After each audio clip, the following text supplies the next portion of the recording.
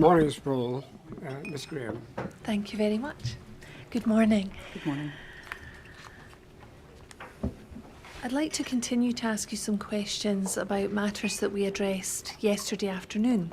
We were talking about the hypotheses and the possibility about race being a factor. I was calling it the race hypotheses by the end of yesterday. Can I ask you, bearing in mind, as I understand it, the importance of not excluding or ruling out prematurely any relevant investigative hypotheses, and that included the race hypotheses we were talking about yesterday, alleged potential criminality on the part of the police.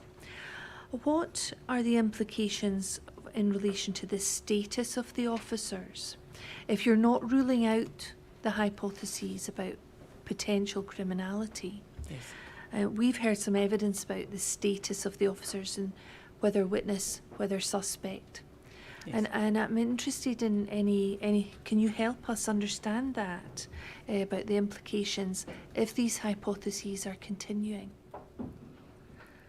Well, I suppose in terms of status of an individual being a suspect, you have to have reasonable grounds to suspect that a crime's been committed and reasonable grounds to suspect that the person is responsible for those grounds. And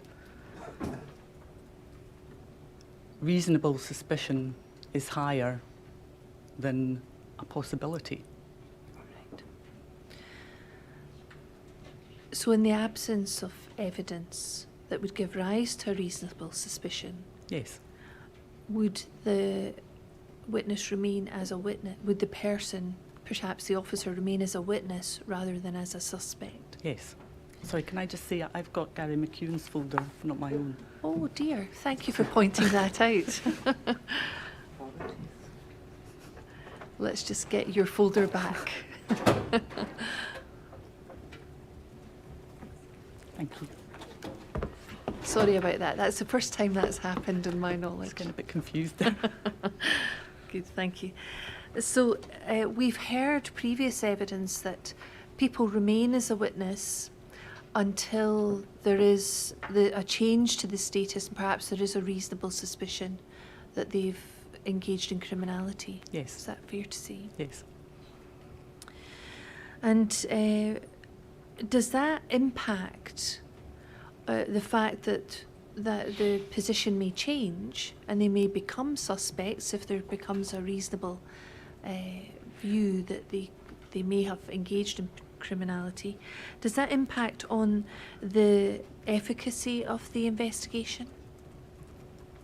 When the fact that they're a witness, they're not a Yes. suspect, Mhm. but that position may change in the future. Does that have an impact on the investigation and how it's conducted? Yes, because you're focusing then on that individual and the circumstances around the crime that you have reasonable cause to suspect has been committed. And before they become a suspect, Yes.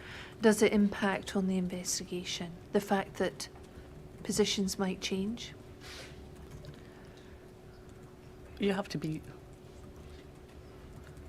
conscious of the fact when you then record that somebody's status has changed and why their status has changed. Is that? Thank you, yes. Who decides the status of an eyewitness, a key witness, a possible police officer? Who would decide status? Well, the ultimate decision would be taken by the SIO. And if there's a direction or an indication from the Crown as to a person's status, does that have an impact? Yes. And what would that impact be? Well, I've never been in that position, so I'm just presuming that there would be a discussion between the SIO and Crown Office Procurate Fiscal Service as to the evidence that was available and there might be a bit of differing of views in terms of the amount of evidence available to change that individual status from witness to suspect. I would probably say in that circumstance, if the Crown Office Procurator Fiscal had all the information that the SIO had, and it was a difference of opinion, I probably think that Crown Office Procurator Fiscal's view would be accepted. Would it be, would the Crown's view be paramount on the question of status? Yes, because I would say they are responsible for the investigation of crime and death in Scotland. Thank you. If a view was expressed by PERC, would that be would the position differ compared to the position of the Crown? If they've given a view on the status of an individual, either witness or suspect. Are we talking about their position in relation to the police? Yes, that's what I'm interested in. Again, I've never been in this position before, so I'm just coming from it as a common sense viewpoint, is that if they have been instructed by the Crown Office to lead an investigation, and they had a discussion with the police at that point, SIO, there may be a difference of opinion. You would have to ensure that PERC had all the relevant information to allow them to make that decision. But again, if PERC were of the opinion that a person was a suspect, then they would be the final decision making, because I call it SIO, they are leading the investigation. It's therefore for the person who is leading the investigation to make the decision and then justify the rationale behind that decision. And that would be the position, would it, if they decided a person was a witness, not a suspect? Yes, I would say so. As long as they had all, I suppose it's a bit about, to make a decision, you have to be, or all the information available has to be considered by them. What sort of information is necessary to consider the question of status? I suppose eyewitness testimony, it could be CCTV evidence.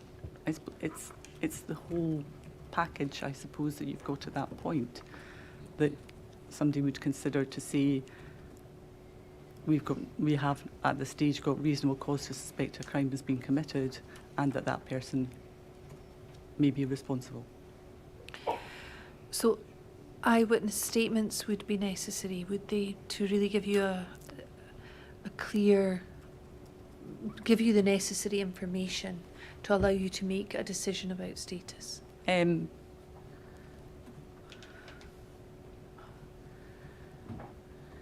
think that would be very helpful. But I said there might be other evidence available, like CCTV or, yeah. In the absence of CCTV, would you expect decisions about status to be taken at an early stage prior to all of the eyewitness statements being taken? So without CCTV and with no witness statements? Yeah. Or no, no eyewitness statements. I'm trying to think of circumstances where you had limited evidence or information to change a person's status. I suppose it's... Maybe it's easier if we talk about this situation. Mm-hmm. In the absence of statements from the police officers who Yes. attended the scene at Hayfield Road,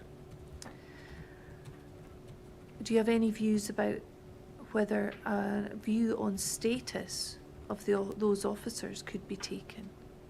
So if you didn't have statements from the officers at Hayfield Road, if you didn't have statements from independent eyewitnesses, if you didn't have any CCTV, I'm sort of struggling to see how you would have reasonable cause. You know, at that sort of level, you might, it might be a possibility, but I'm struggling on these circumstances to think how a person could be suspected of committing a crime solely by the knowledge of the circumstances at hand through airwaves messages or information third hand that may or may not have come from the officers. Would you expect questions about status of the officers to be delayed until you had their statements? No, it's about what information you have at that particular point. So you wouldn't delay a status of an officer just because you didn't have their statement. You're not. It's not a. You know, that wouldn't be appropriate.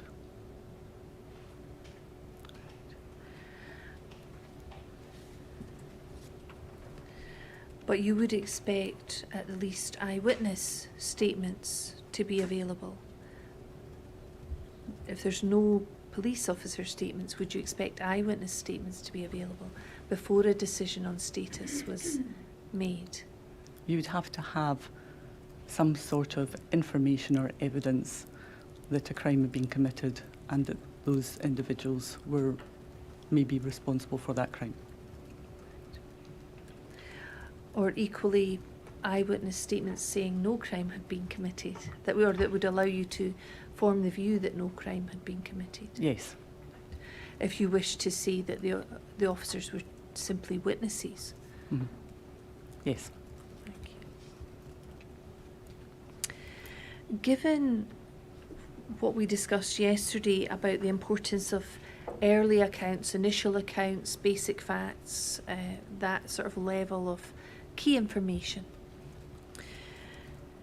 Given them the importance of that for the investigation from the police officers who attended Hayfield Road, and thinking about the role of post-incident management, and we discussed Conrad Trickett being the post-incident management manager yesterday. Can you help me understand what are the objectives of the PIM procedure? Is that meant to serve simply the well-being of the officers, or is it also designed to serve the interests of the investigation itself? So my quite basic knowledge of the PIM process after reading pre-read material for a course that I didn't attend would be that it would be both. It would help to facilitate the investigation in terms of their contact with the officers and also deal with the welfare needs of the officers. So it's a bit of both. Right. But I would have to say, and maybe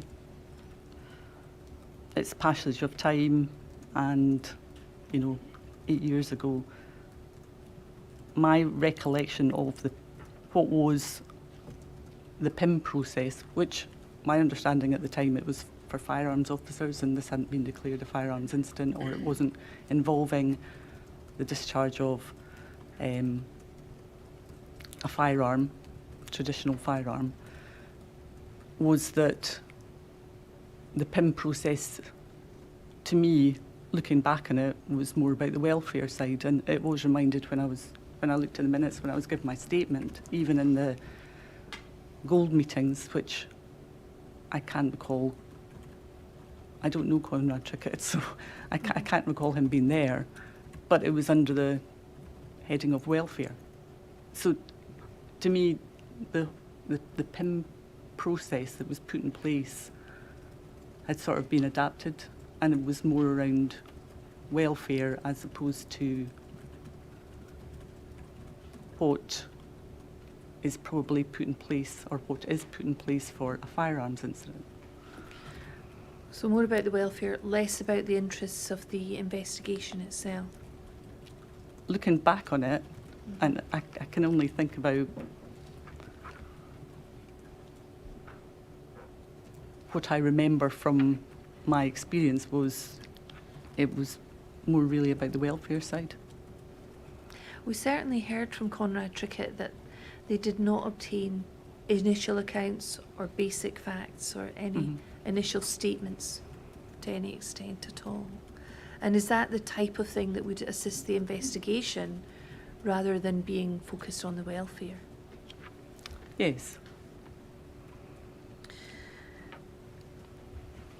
Can you help And us? sorry, I was just going to say,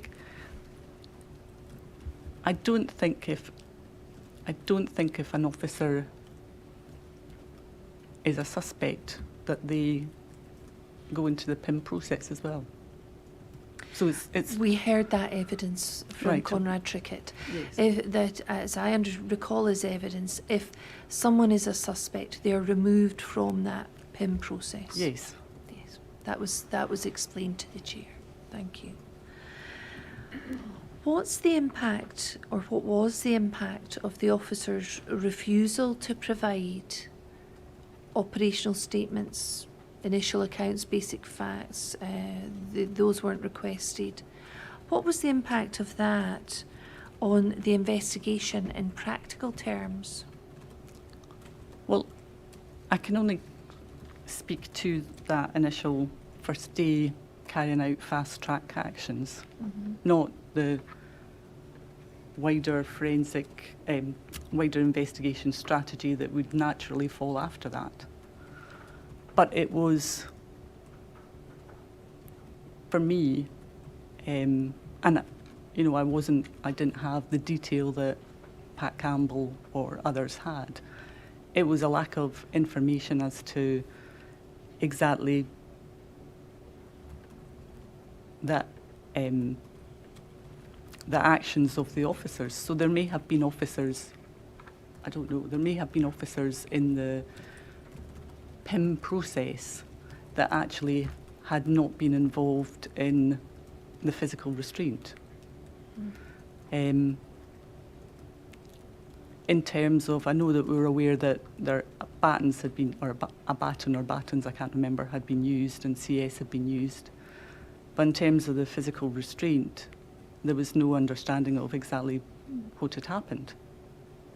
So, you know, at the very early stages, I think that would have been helpful in terms of that development of investigation strategies and the provision of that initial information is part of fast-tracked actions. Thank you. You explained to us yesterday about the background you had in professional standards and counter-corruption and the sort of new professional standards department. Can you help me understand the extent to which the officers refused to provide initial statements? And we have also heard evidence that they did not complete forms, use of force forms, use of spray forms. Many did not complete notebooks, that type of thing. Is that the type of thing that can be addressed by disciplinary action or misconduct proceedings? The failure to complete paperwork after an incident? The failure to complete paperwork. I suppose the failure to complete paperwork absolutely could be considered under misconduct. That's not to say that it would be decided that their conduct was wrong, because in the circumstances that would be taken into account as well if there was a reasonable explanation why they didn't. And in terms of the failure to give statements, that, again, perhaps would be considered, and I've never been in this position before, but I suppose the legal advice provided to the officers may be or would be considered during that misconduct initial assessment. Is that the type of question that could be considered by what is now the Professional Standards Department? Yes. So the failures to complete paperwork and perhaps the explanations for those failures to complete paperwork. Yes. And is that something that a detective inspector would consider, or are there different people in professional standards that would deal with these sorts of issues? So professional standards is not part of the criminal investigation department, so I don't think the professional standards staff are detective officers. And my understanding would be that an initial consideration of potential misconduct issues would definitely sit within professional standards, and there would be either discussion with the Deputy Chief Constable or somebody who they had designated, or he or she had designated, in terms of that, whether there was to be an initial investigation or not. I'm not an expert in anything, but I'm definitely not an expert in complaints and conduct. That would be something Craig Right. Blackwell would be able to delve into deeper. Thank you. Can I ask one more question, just to see if you do know Yes. the answer to this? Okay. How are, if there was an issue about failure to complete paperwork, how would that be drawn to the attention of the Professional Standards Department? Either through line management of the officers themselves, or through information that the investigation had, to then refer that to professional standards. And we've heard some evidence that a line manager for a constable Mm-hmm. in a response team would be the sergeant. Is that correct? The immediate line management would be the sergeant.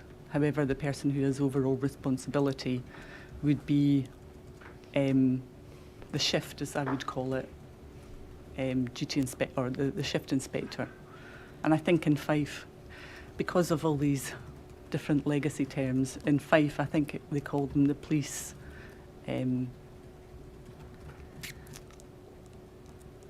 Investigation incident officer, PIO. PIO, yes, Yeah. we've heard about the PIO. He was on that date Inspector K. Yeah, so Inspector K, I would call Inspector K the shift inspector. So he was responsible for his team of officers, and he was the most senior officer in terms of response officers for that locality. So it would be the shift inspector, the shift sergeant, and then the constables on the team. So we've heard evidence that on the day in question, the PIO was an acting inspector, Inspector K, that the acting sergeant in charge of the response team was Sergeant Maxwell, and then the response team were under those people. So the shift inspector would be the PIO, Inspector K. Yes. Thank you. And thanks. So it would be the PIO's responsibility, overall responsibility, if there had been failures to complete paperwork that should have been completed prior to the end of a shift. It would be him to consider raising that matter with professional standards. Yes. And if the investigation side knew, that could also be a link in with professional standards as well. And would that then be for the SIO, Pat Campbell, to... that option was open to him to Yes. raise the matter Yes. with professional standards? Yes. And if there's a failure to complete paperwork that is causing some issue in an investigation, is it open to the the SIO, sorry, in this case Pat Campbell, to seek advice from professional standards and phone them up and ask for some assistance? Yes, there would be no reason to, or that there's, they're there as expert advisors. So there's no barriers No, between there's that nothing. avenue of communication?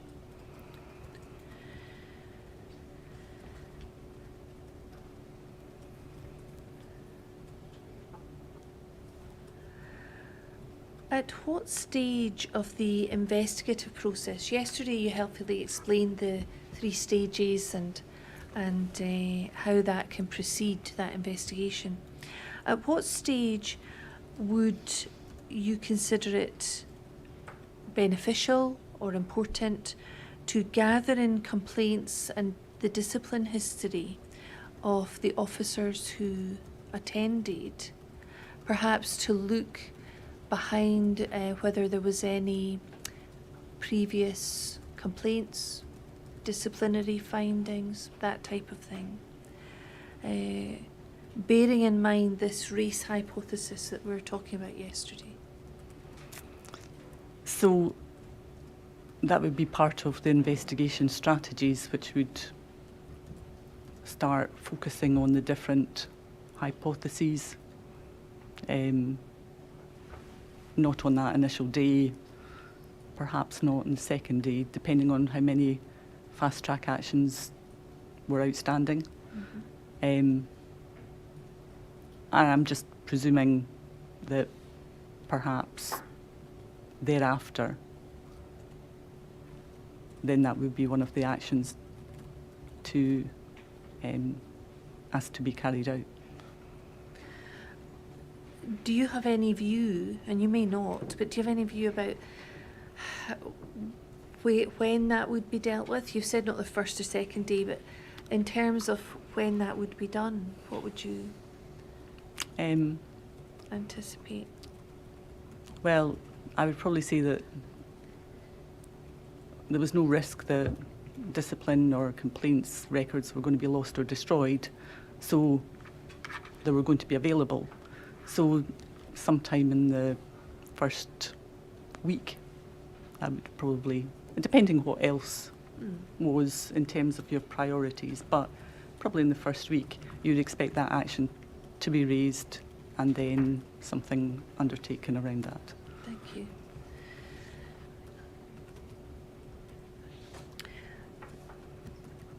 Thinking about the importance of the investigation and how that was progressing, we've heard some evidence about the need for flows, family liaison officers. Yes. How would you have seen the role and purpose of a flow at that time? So, a flow is an investigator. That's the primary function of a flow, is to obtain information or evidence from the family for the benefit of the, I'm going to say SIO, but in this case, Park Senior Investigator. So that's the main purpose. But there's other purposes as well. That's to give information that the independent investigator wants to provide to the family. So there might be occasions when an SIO at certain stages doesn't want to give the family certain circumstances. And this is not in this case at all, but there may be part of the modus operandi for the crime might be very specific, that information you would always hold back because it's specialist knowledge and you don't want to get it out in the public domain. But this was not the case in this circumstance. So it's primarily investigator, information and evidence from the family, also evidence or information that the investigator wants to pass to the family, and then in addition to that, it is support and it's clear that it's not, flows are not bereavement counsellors, or, you know, they don't provide trauma support. They're not expert in that. Their job is to find somebody who can come in and help the family. It's really to identify what their individual needs are of the family, and either arrange for other trained individuals from out with policing to do that, but they also support them in practical matters. You know, maybe registering a death, they'll take them to register a death, etc. So it's support, but it's not counselling or bereavement expertise, etc. It's to try and get the right people to provide that care and support to the family. And there may have been some perception that really the flows are there to just support the family, but from what you said, they are, I think you said, a primary job, part of their role is to help the investigation. Yes. So there's two or more aspects to Probably the say role. there's 3 aspects to the flow role. Right. Information from, information to, and that practical assessment of well-being and who can help. Thank you. From your own experience, what's the importance of a flow, and what are the implications in relation to building a family's confidence in an investigation? It's vital. Why do you say that? Well, I suppose when a death occurs, there's obviously trauma, and how that personal interaction with families, how if it's done badly, then not only does the quality of information coming to or from the family or to the family, how that can be impacted, but there's also the bit about that trust and confidence, and it's building that through that interpersonal relationship with families. Thank you. So the absence of a flow, can that adversely impact that trust and confidence that the family have in the investigation? Yes. I'm going to move on to ask you some specific questions about your role that day. But Okay. before I do that, can I ask you one further thing about the investigation in general? Mm. And it relates to, you mentioned it yesterday, the handover from the SIO to PERC. Can you describe to me what you would expect in terms of how there is that official handover between one organisation and another? I think the police and PERC. I think I mentioned it yesterday. So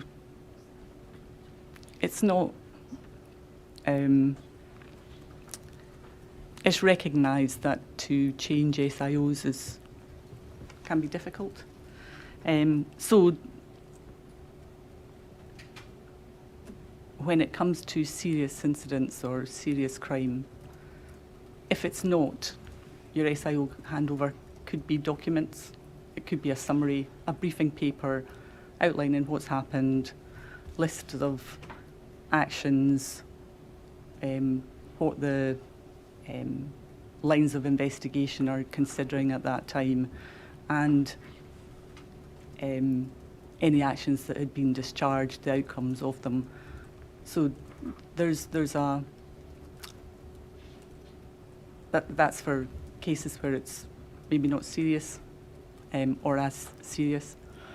So that can be a method. In terms of serious crime or incidents, then it would be a verbal briefing. And I was present at the first PERC briefing at 1:30 in the afternoon. But for me, that wasn't sufficient level to say that that briefing had taken place and the park investigator would have knowledge of all the facts. That was sort of a more general overview, albeit I'm aware that Pat Campbell had kept the park updated. There'd been telephone contact between Pat Campbell and the park all through the day until their arrival. So then the next part would be for Pat Campbell to sit with the investigator from park to provide more information that had been discussed at the park briefing. So the park investigator would have had I would probably say a good understanding of what had happened and what was happening from his previous discussions and the park briefing, but then there would have to be a further discussion into specific points and actions that were not discharged at that time and actions which maybe were waiting to be allocated so that the park investigator could make an assessment as to whether he wished more priority actions to be discharged first or happy that those actions were carried out. Thank you. Does that make sense? Yes, absolutely. I'd like to maybe elicit some more detail about some of these things. There's a lot in that answer. Okay. You've talked about a briefing paper, a list of actions, lines of investigation So that's in a lesser yes. situation, and then said in a more serious situation there'd be a verbal briefing in it. To me, it seems strange that in less serious matters you have a paper setting these things out, and in more serious matters you say it's verbal. I suppose the briefing would be sent to the new SIO. Oh, I see. There wouldn't be there wouldn't be a face-to-face No, there wouldn't be a discussion. face-to-face. It would just be a document I see. with what's happened that would be sent to the new SIO, and if there was anything that he or she maybe wanted to clarify, they could always contact. But for serious incidents or events, you would expect that face-to-face discussion handover. And is there an expectation in a serious matter where you're having a face-to-face there would be paperwork prepared for that? Well, I suppose there would be paperwork in terms of actions, the SIO's policy file perhaps, but generally it would be notes taken and understanding from the investigator who was taking over the investigation. Right. And given the fact that Pat Campbell was not leaving as soon as that briefing had taken place, he remained, so there was always going to be that ability for the investigator from Park to maybe clarify points or, at any part thereafter. So Pat Campbell would remain available? Yes. Yes. And in terms of you've mentioned the policy book. Yes. What would you expect to be contained within a policy book? So policy books are not actions. It's not an action book. It's that strategic high-level decisions that are going to that require to be recorded, and also the rationale or justification for that. So the initial stages of the policy book is really the setup. So probably the first part will be a very short summary of what was known. Probably the first policy will be me appointing Pat Campbell as SIO, and thereafter it's the high-level strategic decisions made by the SIO or IO thereafter. You also record, I know but you record things like finance, Right. other bits and pieces. In terms of high level, would that include the a summary of the hypotheses and strategies that are being, that will be considered for each, or is that not high level? No, that is high level. I think probably in the initial phase of those fast track actions, you may record initial hypotheses. However, they would be developed as time went on. Mm-hmm. So your policy file will always be reviewed in terms of more information or expanding your hypothesis, or whichever way the investigation is going. And is that policy book handed over? Would it be handed over to PERC? So, and I think I mentioned this in my statement, I don't know, because I've never been in that situation before. Right. But, and it would have been Pat Campbell's policy file and a Police Scotland policy file. I'm sure the PERC would have had their own policy file, but whether, so I don't think they would use a Police Scotland policy file. Mm. But the new SIO would have access to the Police Scotland initial policy file.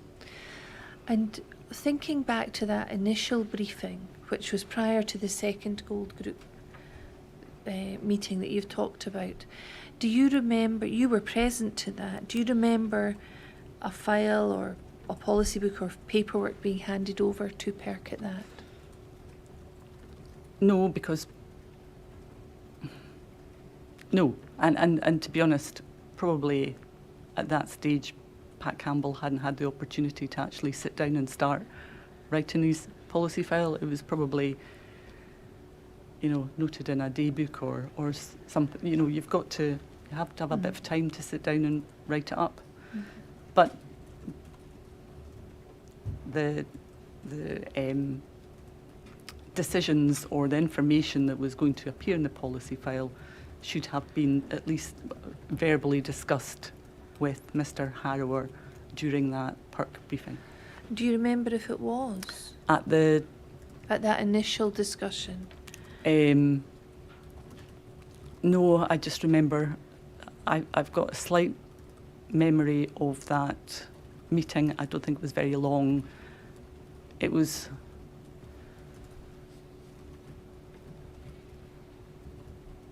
my impression of it, or my recollection of it, it wasn't a very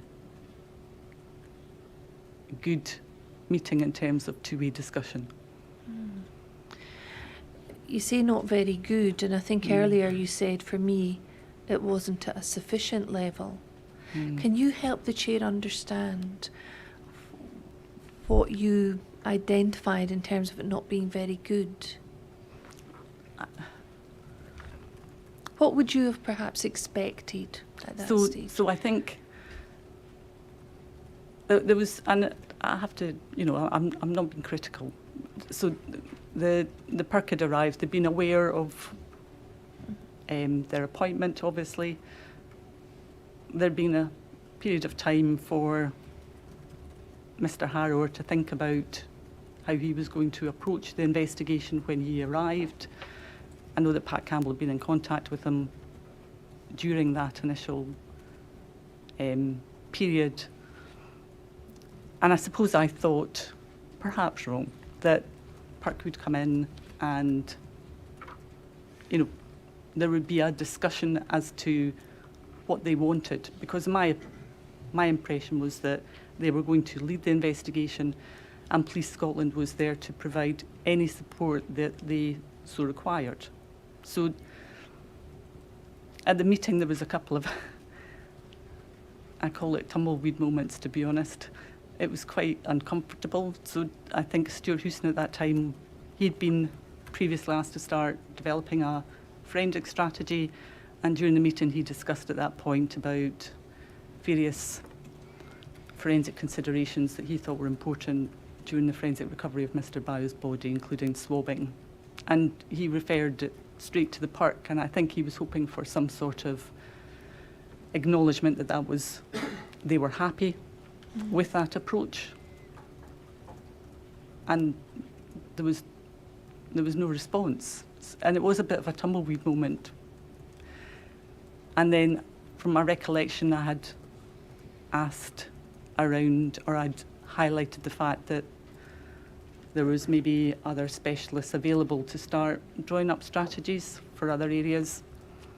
And my thought was, well, Police Scotland could draw up a strategy, hand it to Park, and they could either accept it, amend it, or reject it. That was completely up to them. But I thought it was maybe helpful, and I don't think I got a response to that either. So, but saying that, they were an independent investigator, and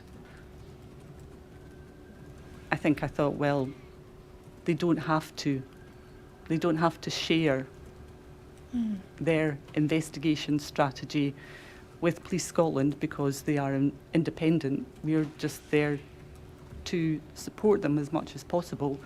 So I sort of came out of the meeting thinking that there wasn't an obvious information coming from the meeting as to how they were going to proceed with it. But more for me, it was, I didn't know if they required any other resource to assist in what was going to be their investigation longer term. So the police were willing to provide support, and you made suggestions. I'm going to ask you about the specialists, but at that stage, no direction was given or information. No, and I maybe that in-depth discussion took place thereafter with Pat Campbell. Maybe just in that forum, Mr. Harrower didn't feel it was the appropriate place to discuss. And maybe that did take place with Pat Campbell. I don't know, but from that meeting, it was, I think I'd mentioned to Stuart Houston when we came out, I thought it was a bit sort of uncomfortable silences at it. You said a moment ago you had suggested the possibility of specialists assisting and to draw up strategies in areas which could be shared with PERC and they could do what they wished with those. What sort of specialists were you thinking of at that time? So I was thinking of a house-to-house coordinator, CCTV coordinator, obviously the forensic strategy, basically anything from their investigation that we need a strategy. If it assisted, then we could see if there was, even interview advisors to come up with a strategy which they could accept, amend or reject. That was completely up to them. And in terms of that offer of assistance that you gave, at any time, whether through PERC Direct or through Pat Campbell, were you asked to assist in putting these specialists in place? So not at the meeting, and I think it's in my statement.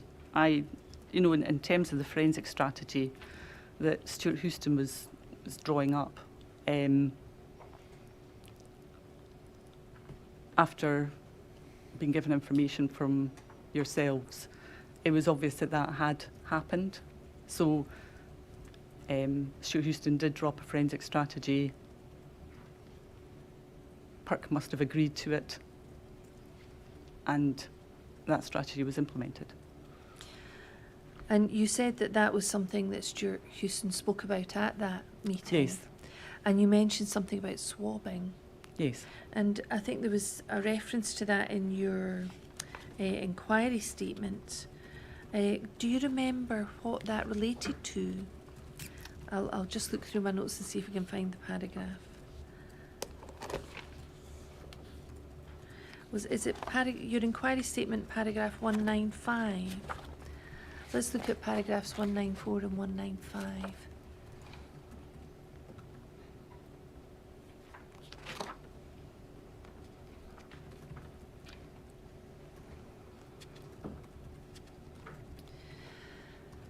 So 194, my idea wasn't adopted by PERC. I wasn't frustrated, but more disappointed at the lack of communication of how PERC were going to move forward.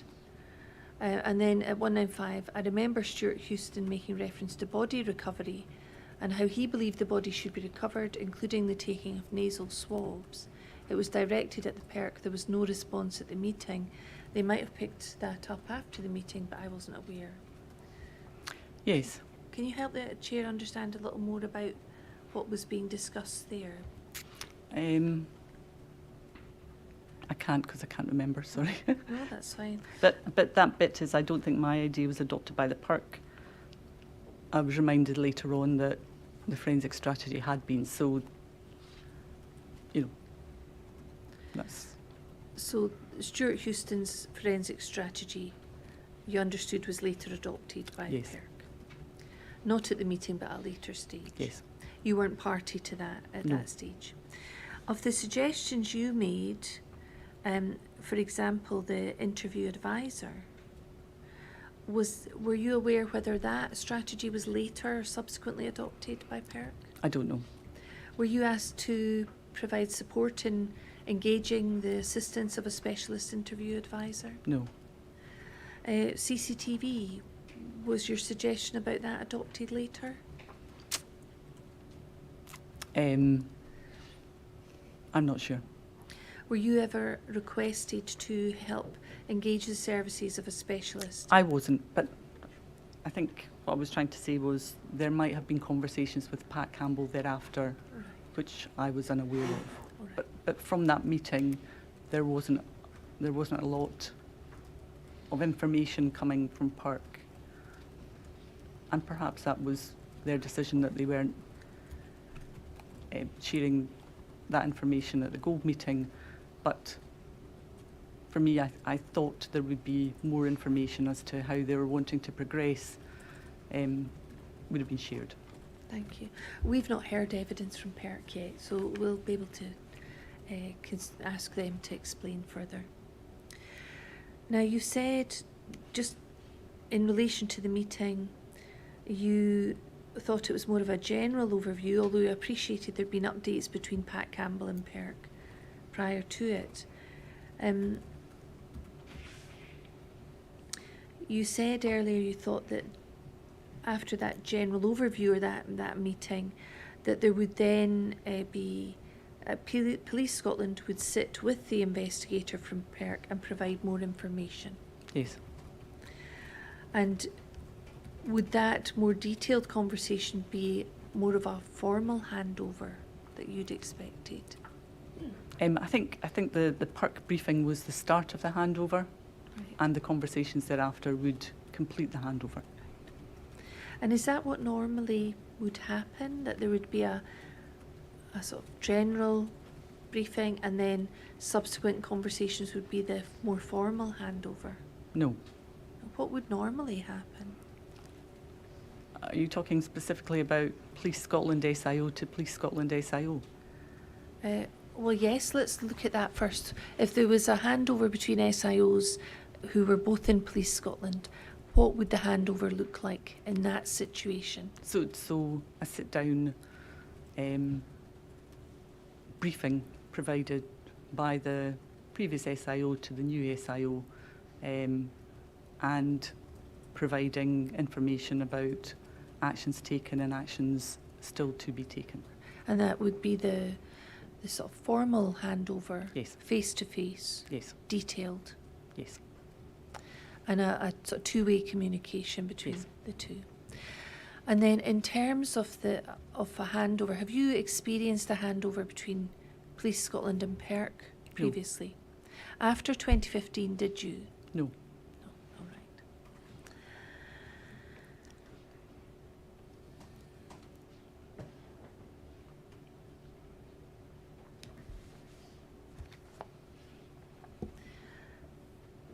Can I ask you for your comment on some evidence that we've heard from Pat Campbell? And I asked him about handover from him to PERC, and asked him about the policy file. And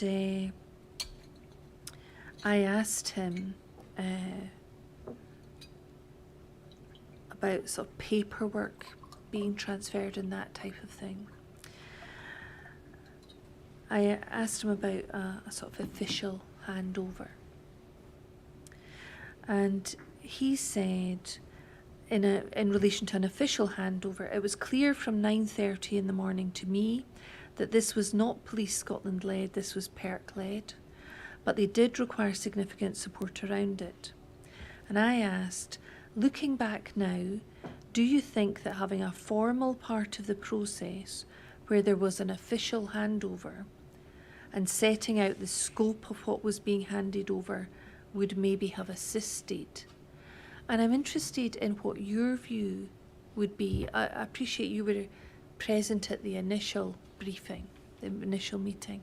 Do you think it would have helped to have had a more formal handover, perhaps akin to the type you've described between Police Scotland SIOs with PERC? Do you think that would have helped to have had that more formal style of handover?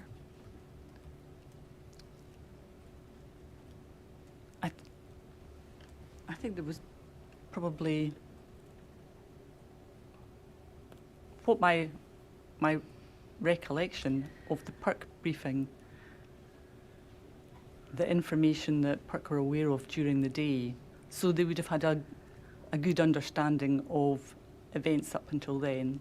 I think Pat Campbell had been in contact with Mr. Harwood about status of the officers, deployment of flows, so they had a good understanding of what was happening. Probably the PERC briefing would have cemented that to a certain extent. And then going in to brief around actions finalised and actions still outstanding, I think that is quite formal. Okay. Do you think it could have been improved?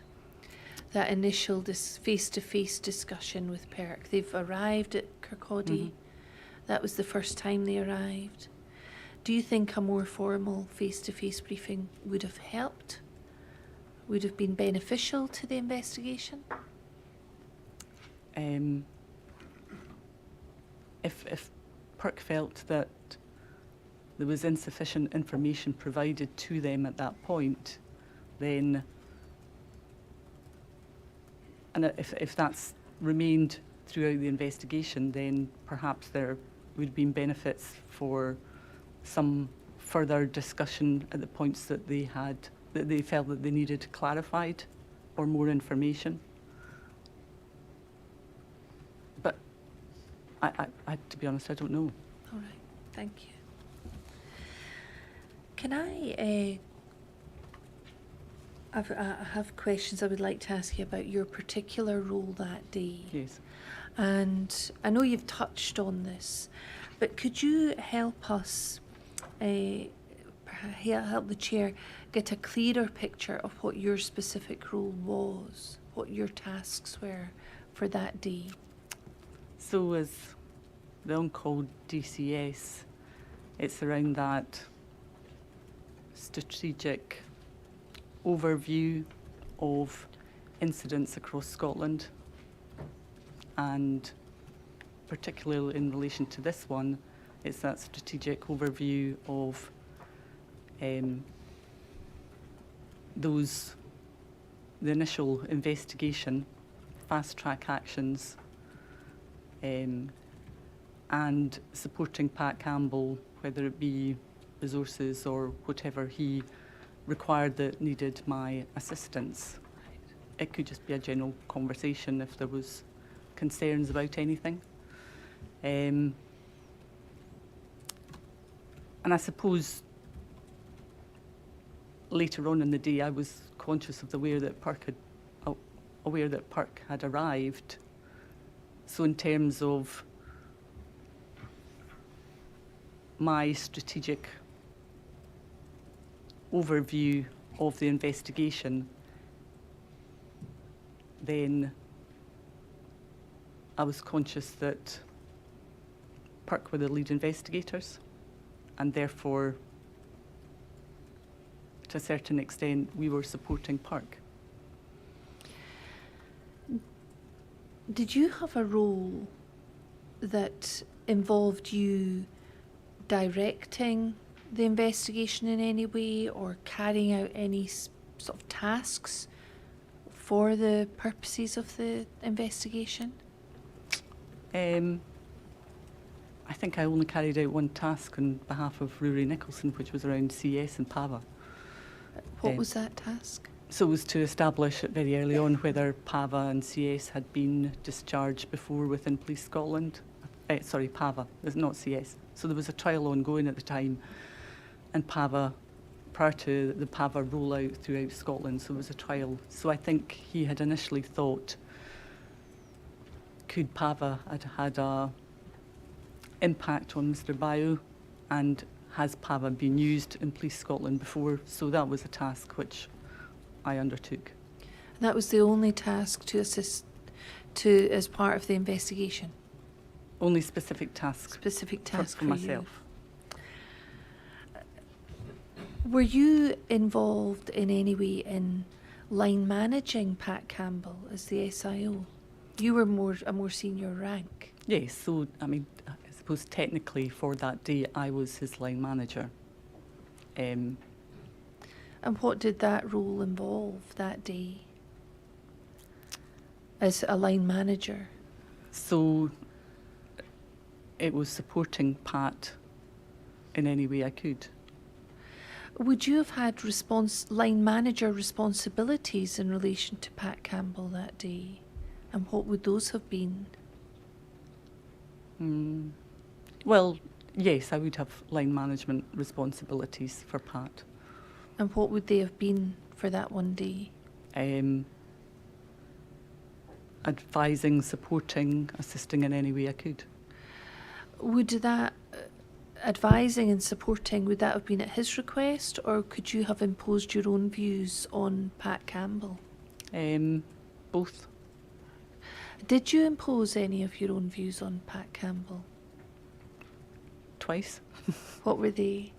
So one was in relation to the requesting of taken statements, and the second one was in relation to flow or the death message.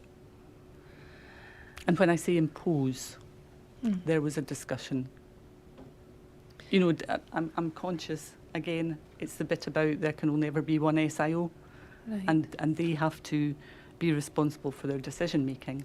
So it wasn't, I didn't impose, we had a conversation, and usually when it comes to conversations, you play a bit of devil's advocate, or you try and work things through, and they usually do.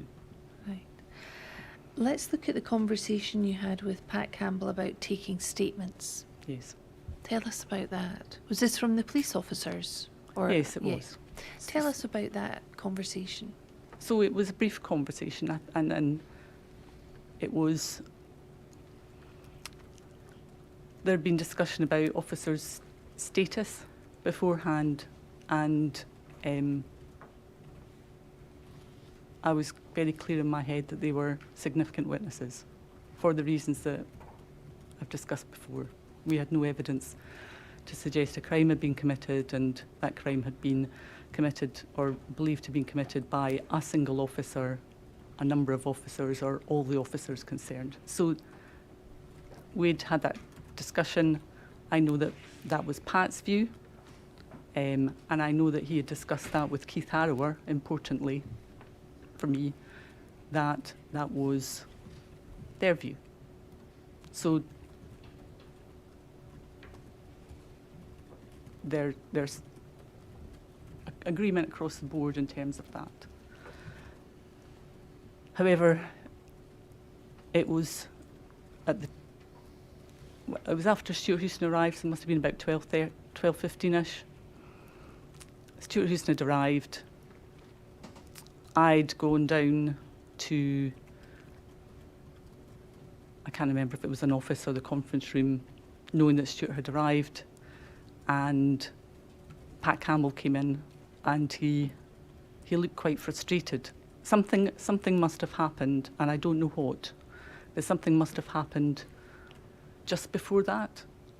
And he made the comment, apparently we can't take statements of the officers, or we can't ask for statements from the officers. And he seemed quite frustrated about it. And so we had a discussion. My position was, of course we can. They are witnesses. And we had a discussion. He and the position, I think, was we're able to chat it through as to why their status hadn't changed whatsoever. There was no reason why we couldn't ask for officers to provide statements, and that was the end of the conversation, because I think we'd worked that through, why the suggestion that we couldn't ask or couldn't take statements didn't apply because they were significant witnesses. So I think it was something must have happened, and I think it was just that, for me, reassurance that actually their status hasn't changed. What you initially thought, what PERC have agreed with, what I've thought, there's nothing that's changed those circumstances, so yes, we can. So no reason why you couldn't ask the police officers for statements? Yes. And I don't think that Pat thought we couldn't. I think it was just the frustration that something had happened, and it was just that we just needed to talk it through to see, what have we got here? Right. Let's talk it through. So at the end of that discussion, did it appear to you that everyone agreed that there was no Absolutely. reason why you couldn't ask? Absolutely. And what did you expect to happen after you'd reached that agreement with everyone? In terms of the statements? That they were going to be asked to provide statements. And just so non-police officers understand, how would that have been facilitated, asking police officers for statements?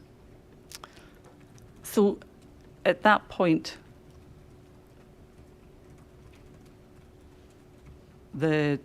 from my recollection, it was that we were going to ask officers to provide their own written statements. Right. And who would have made that request? The investigation side would have made that request to the officers. And I know at this point that, because I think at the 11:30 meeting, which was before this discussion, that there was Federation were giving advice to officers. So I know that was happening, but it was still, it didn't matter to me that they were considering the Federation position. We still had the right or to ask them to provide. Right. And the investigation team would have organised that. Would that have come from Pat Campbell? Pat Campbell, and potentially facilitated through Conrad Trickett. Right. So it could have potentially been done from Pat Campbell to a request to Conrad Trickett to ask the officers. Yes, and then the way that was going to be carried out was probably for Pat to work through, as in, was each officer going to be removed from the PIM suite to have a separate room to be able to prepare their statement, etc. That was Pat, as in the logistics of how to do it, that was up for Pat. But something must have happened between that end of the first goal meeting and meeting Stuart Houston, that something had caused Pat some frustration. Although it was for Pat Campbell to handle the logistics and getting that request made to the officers, if someone had come to you, we've heard evidence that maybe there were issues about access to computers and things along those lines. If someone had come to you and said the officers can't access computers, could you have assisted and supported in that, or would that have been for Pat Campbell to do? I could have tried, but I can't think off the top of my head how that could have been resolved quickly. Right. You know, that means calling out IT and a whole range of individuals. Right. I mean, you mentioned yesterday that you had issues personally getting onto the computer system in Kirkcaldy that day. Is that would you have, if accessing computers wasn't possible, are there other ways that you could have helped officers provide statements if they were willing to provide those? So they could have written their statement. Right.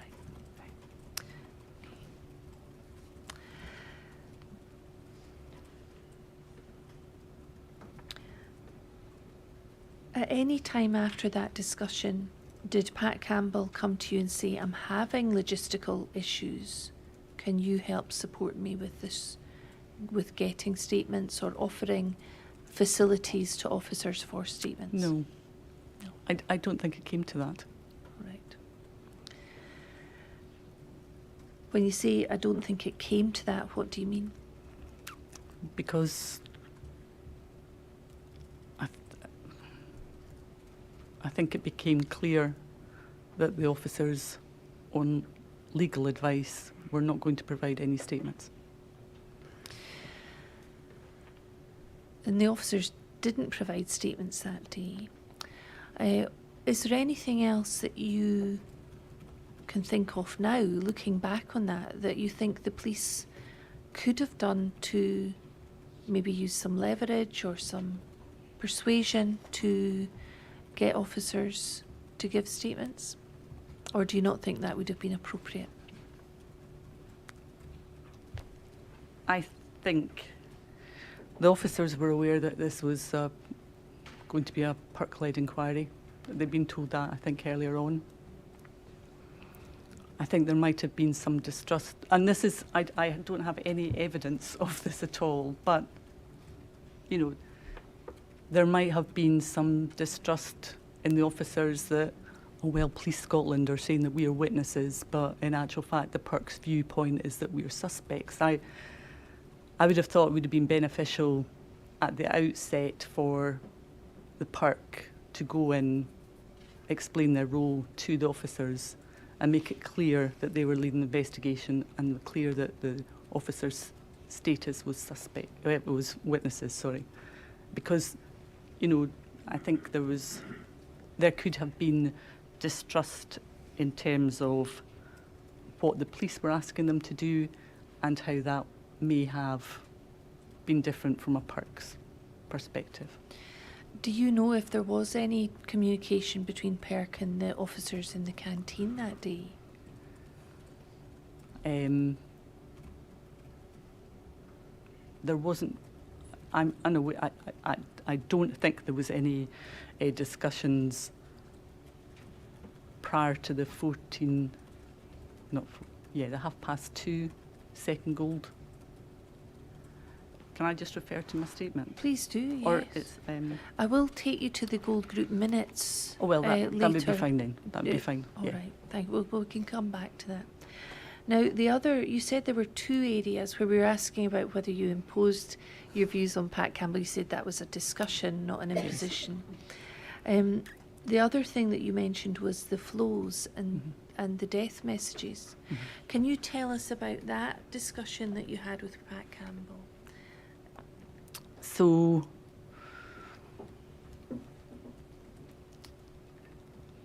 my understanding, well, I was aware. So, Pat Campbell and Mr. Harrower had had a discussion, and Pat had informed me that what he intended to do was to deploy flows to pass on the death message, and then PERC flows would be deployed after that. So I didn't have a huge concern about that. I didn't have a conversation to work through things with Pat because, well, both Pat and Mr. Harrower had come to that decision. For me, flows are not normally, actually, they're not normally deployed to carry out the passing of a death message. They parachute in after the death message has been passed for a number of reasons, and part of it is passing a death message is difficult, and families will remember the person who passed the death message, and flows are brought in later on. They haven't passed the death message. There's no residual anxiety, or I'm not saying anxiety, but you know, they're new. They're a new individual comes in. They're not associated Yes, with that with potentially traumatic Yes, event of yes. the death And then message. they can build relationships without the families always remembering them as passing on that horrific information. However, it has happened, and it can happen. It's absolutely not common at all. So I didn't have huge concerns about it, because my belief was that the Police Scotland flows would pass the death message, try and obtain some information from immediate, urgent information from the family, tell them how to, or tell them about the role of Crown Office, Procurator, Fiscal Service and PERC, and then PERC flows would be coming in behind them to take on that longer term investigative information support role thereafter, which was going to be absolutely vital because of the circumstances of Mr. Bow's death. And was that what you expected to happen? So at the beginning, that's what I expected to happen. And did you later find out that wasn't what happened? So at the 1:30 PERC briefing, it became clear to me that PERC flows were not going to attend that day. And by this stage, after the PERC briefing at 1:30, I spoke to Pat, because I've been asking him about how we were getting on with flows a couple of times. And I said to him, I'm really concerned. Time's moving on. By this stage, flows had been identified and were coming out. He said that the flows had been identified and there were going to be an hour. And I know from my own personal experience, when you call, there had to be recalled to duty. I know from my personal experience that someday when you phone them, they'll give you a time which is basically the travelling time. But generally, it's a wee bit longer because they know they're not going to have something to eat. So a refreshment break for some time, so they'll have a quick cup of tea and a biscuit or something, and they'll get changed. So it's usually a wee bit longer than just the travelling time. And then before you deploy a flow, you've got to brief them, obviously, and a risk assessment should be carried out. So even though Pat was saying they're going to be an hour, I didn't think they were going to be actually with the Bow family for about another 2 hours. So the time was moving on, and then thinking about the dynamics of it, that the PERC flows weren't going to be there until the next day, I sort of said to Pa, I think we should get officers to pass the death message. By the time they've done that, the flows will be able then, they'll be here, they can be parachuted in within the hour, and that would allow that further information to be provided to the family, further, hopefully, some information from the family, and there'll be that initial well-being assessment done, and then PERC flows can take over the following day. So in my head, that was sort of in my plan. So I'd said to Pat, I think we should get the death message passed. And I wasn't being rude to anybody that was informed, but I do remember saying, Pat, every Tom, Dick and Harry's been told about this apart from the family. We need to get somebody to tell the family. And he agreed. I didn't, it was that general conversation that time's moving on. We need to tell the family. We can't wait another 2 hours before flow deployment, and the perk flows aren't going to be here. So there was agreement that officers would attend to deliver the death message with the intention that by the time that was done, there would be a short period of time before flows could be parachuted in. And who was involved in writing that death message that would be delivered to the next of kin? So, unfortunately, so we had a conversation, and Pat said that he would get officers to deliver the death message. And who was involved in preparing the wording? Were you involved in that? For initially, Initially? no. No. So that wasn't the level of discussion that you had with Pat No. Campbell? And that would be the first death message that went to the Johnsons, who were the next Yes. of kin of Mr. Byles? Yes. And would you normally be a party to preparing the wording of a death message? No. Now, I'll come on to this topic in further detail, but can I just, to complete the questions I was asking about not the imposition on Pat Campbell, but these discussions, you said there were two occasions: the statement we've discussed, the FLO we've discussed, involving the There death was message. probably other conversations with Pat, but not that I can remember now.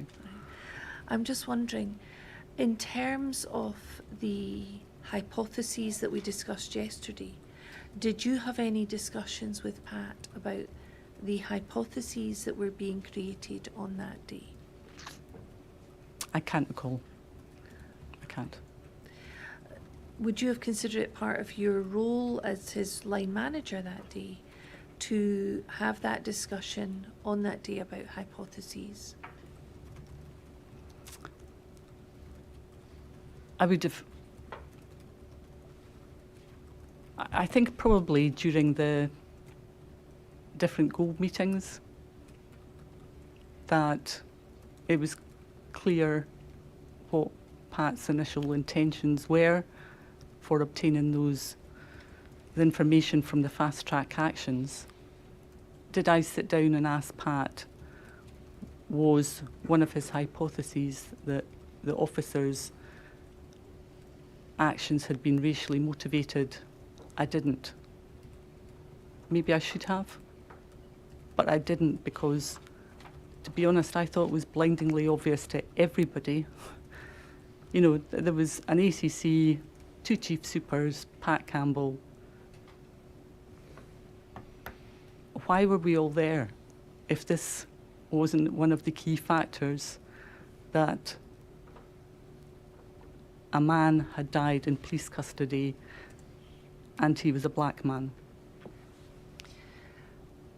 And I suppose, in hindsight, that bit about assume nothing.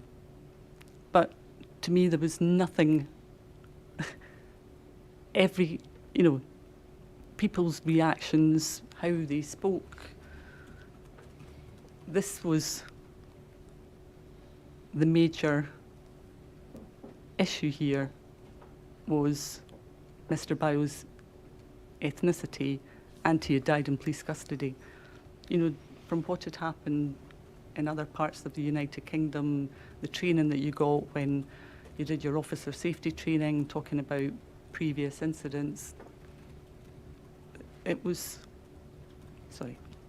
It was just, And you're seeing how people's reactions, how they were speaking. Mhm. Can you help the chair understand what you mean by that? well,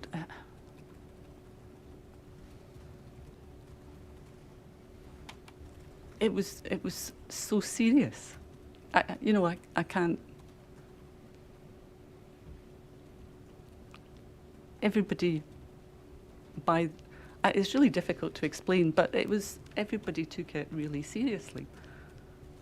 At the meetings, of course it was, it was a critical incident. A blackmailer died, following restraint by police officers. Of course, race was the main factor in terms of how the officers had dealt with him. Thank you. Would that be an appropriate place?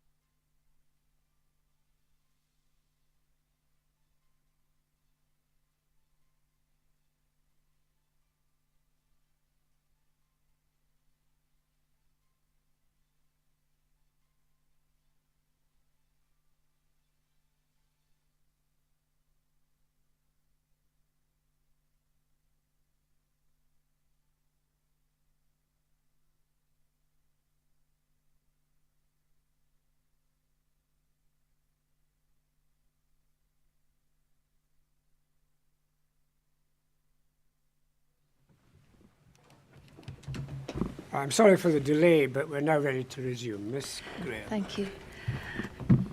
Just before the break, I was talking to you about, I think you said it was your understanding of the day, it was blindingly obvious race was the main factor in terms of how officers dealt with Mr. Boal.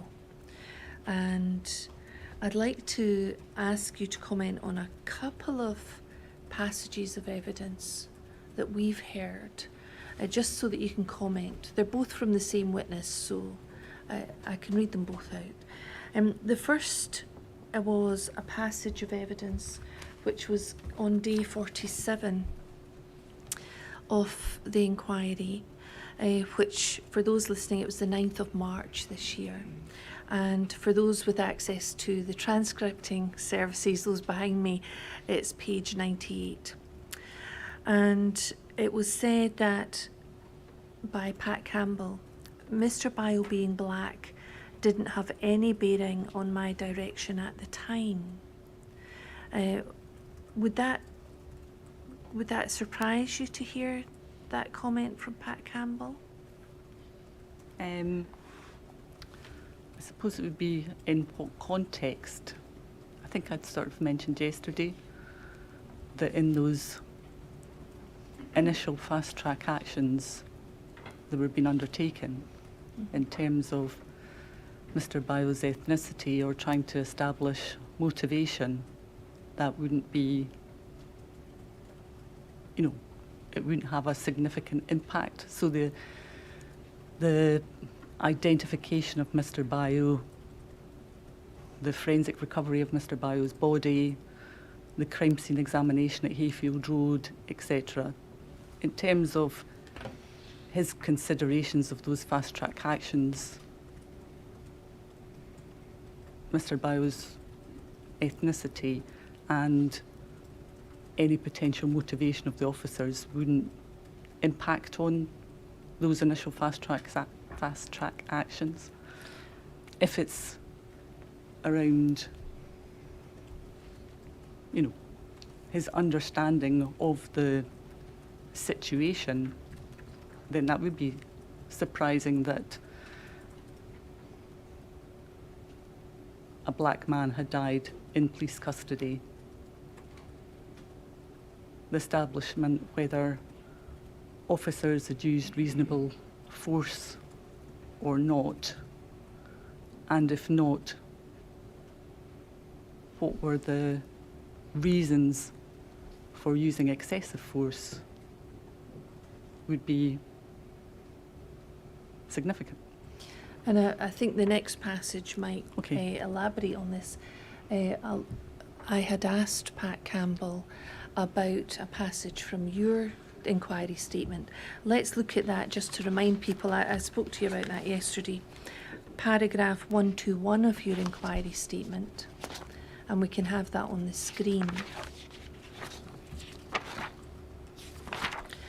And this was the paragraph that related to that prompted the discussion about the race hypotheses yesterday.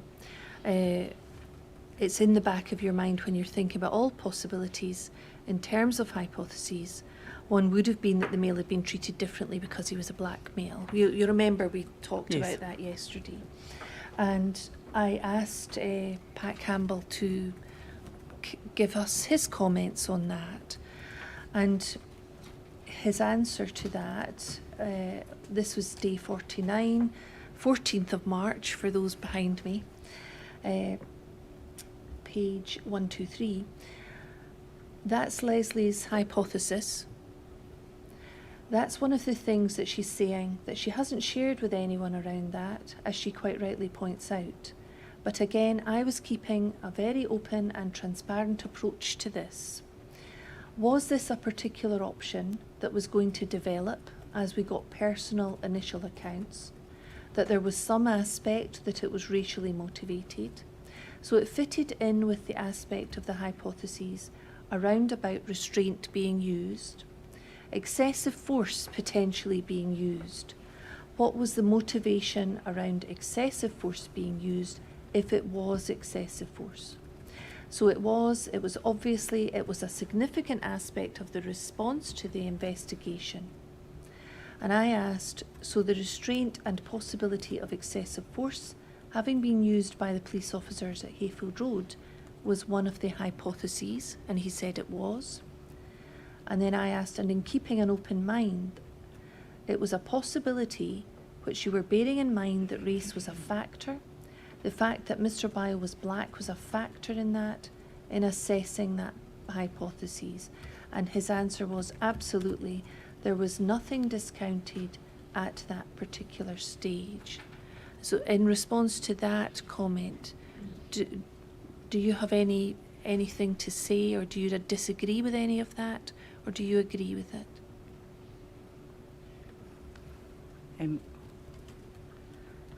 Sorry, that was a long passage to read, and I unfortunately don't have a hard copy to I think let we're you sort of go. saying the same thing, aren't we? That's. I have my own impression, All but right. I'm interested if you have anything to add in relation to that comment. Sorry, could you read that out again? I could, absolutely. I'm sorry I don't have a hard copy. So I was asking him about paragraph 121, and he said, so that's Lesley's hypothesis. That's one of the things that she's saying that she hasn't shared with anyone around that, as she quite rightly points out. But again, I was keeping a very open and transparent approach to this.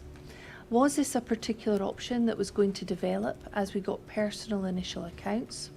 That there was some aspect that it was racially motivated? So it fitted in with the aspect of the hypotheses roundabout restraint being used. Excessive force potentially being used. What was the motivation around excessive force being used, if it was excessive force? So it was obviously, it was a significant aspect of the response to the investigation. And then I asked him, so the restraint and the possibility of excessive force having been used by the officers at Hayfield Road was one of the hypotheses, and his answer was it was. And then I asked him, and in keeping an open mind, it was a possibility which you were bearing in mind that race was a factor. The fact that Mr. Boal was black was a factor in that, in assessing that hypothesis. And his answer was absolutely. There was nothing discounted at that particular stage. Yes. Are you content that that is basically what you've been saying? Yes. Sorry, you seem hesitant there. No, I appreciate it's to, difficult. Yes. No, I think that's similar to what All right, what my thoughts were at the time. thank you. Albeit, can I just say again that at that initial fast track actions, they're then to assist developing the investigative strategy, which is the next phase in the investigation further. So, yes. Yes. I think you explained yesterday that the hypotheses will be developed as the investigation progresses. Yes. And we've heard from other witnesses, a number of other witnesses, who've indicated that race had nothing to do with matters. And from your answer before the break, is it fair to say you would not agree with that? I wouldn't agree with that. You wouldn't agree with that? No. I mean, I think from what you've said, it was the main factor as far as you were concerned. Yes. And in relation to your discussions with the Gold Group minutes and, Gold Group meetings, did you have an impression that other officers at those Gold Group meetings were of a similar mind to you about race being the main factor?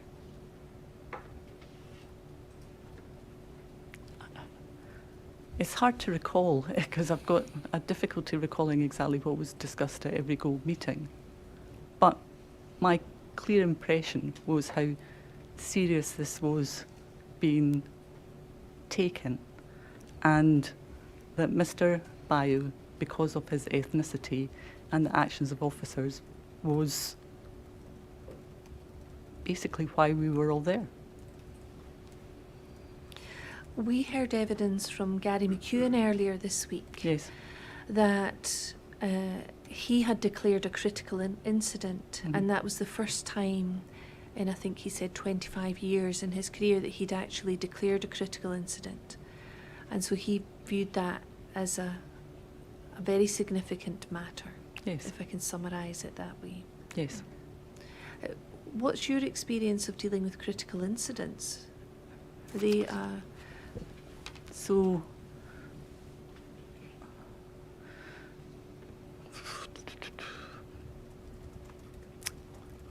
it's probably quite difficult because, as I said before, we used the gold, silver, bronze structure when it hadn't been declared as a critical incident, but it was a good structure to use. I think, and I can't be certain, but I think there might have been, let me think. I think there might have been 3 occasions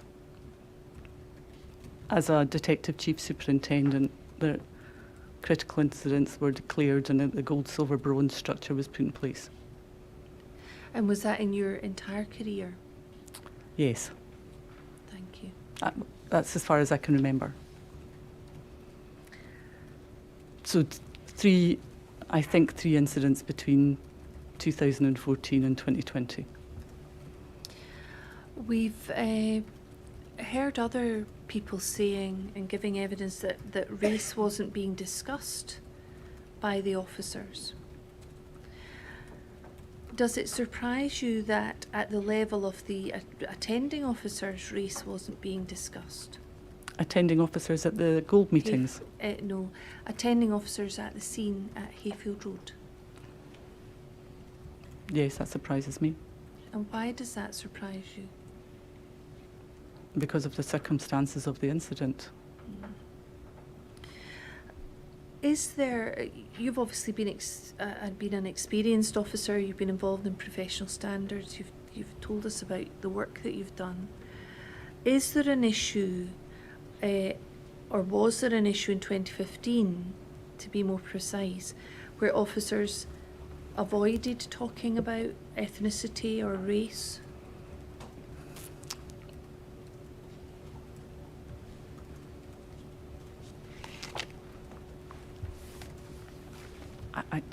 I can't answer that because I haven't been involved in many investigations where race was or ethnicity was a factor.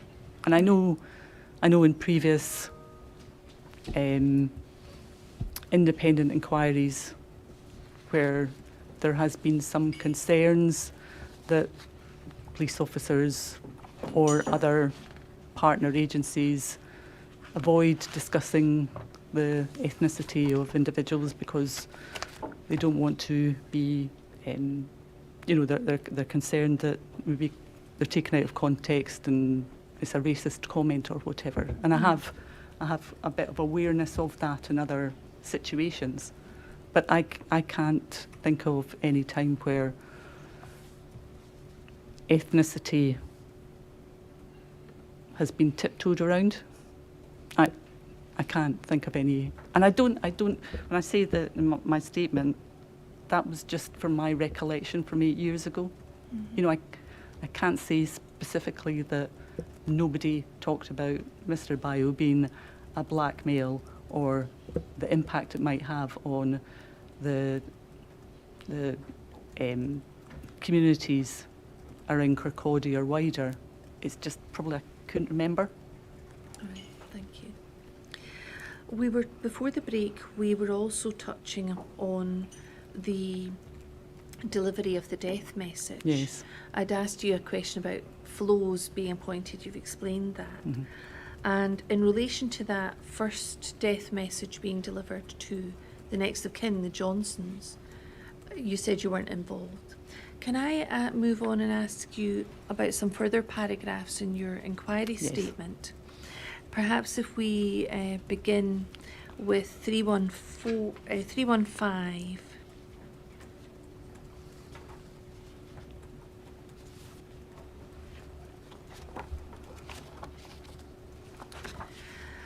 And this is the inquiry team asking you about a comment in a statement, a PERC statement from Pat Campbell.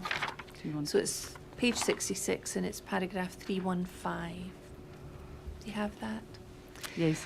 And this is a quote from the statement. On looking at this document, I can state that this is the document that I wrote in consultation with Detective Chief Superintendent Boal as a form of words to be provided to the family as the death message. This paper was passed to Detective Inspector Robson to relay to the detectives via telephone at the residence of the next of kin. And I'd like to just be clear, was that in relation to the first death message that was delivered to the Johnsons or a subsequent message? Subsequent message. And then at paragraph 316, you say, I've been told, Pat Campbell states, again in a PERC statement, from memory about 1500 hours that day, Inspector Robson informed me that one of the detectives was on the telephone and that the family required further information. He went on to say that they were asking a number of difficult questions. I then sat down and spoke with Detective Chief Superintendent Boal, and together we put together a form of words. The actual words used was not entered into the policy book, however. The decision to do so was and is detailed as number 14. I did, however, write these words down into my daybook and read as follows.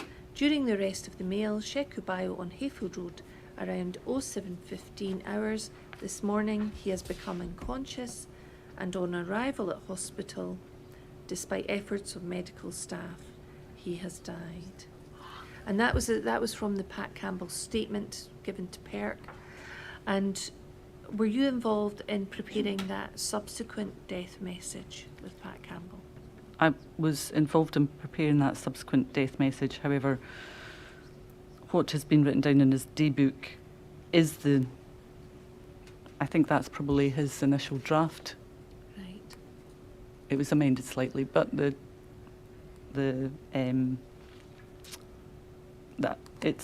was amended slightly. I have a note of the, as I understand it, the final terms of that. Mhm.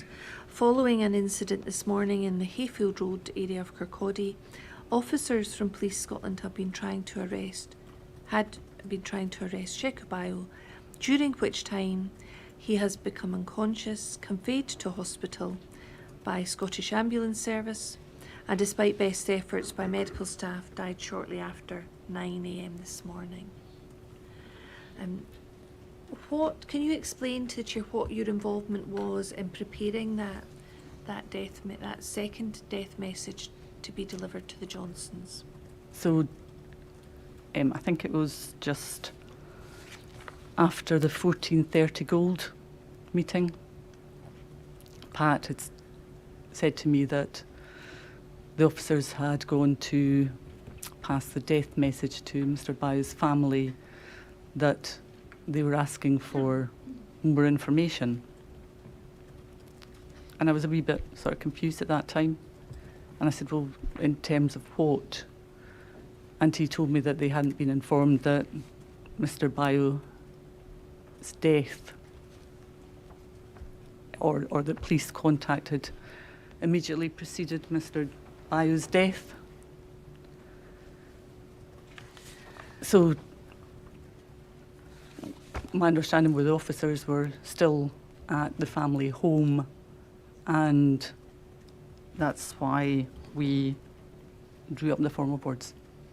I think in paragraph 317 you say the next of kin was aware of the death but not informed of police contact. Yes.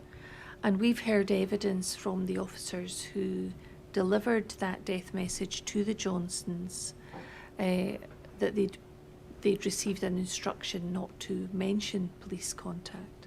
Were you involved in anything in relation to that decision? No, I wouldn't have been involved, or I would have had concerns in terms of them not being told right away. You can't just go into somebody's home and say, you know, your loved one has died, and that's all you say. Mm-hmm. If we take it away from this scenario, there has to be a certain amount of context put round it, and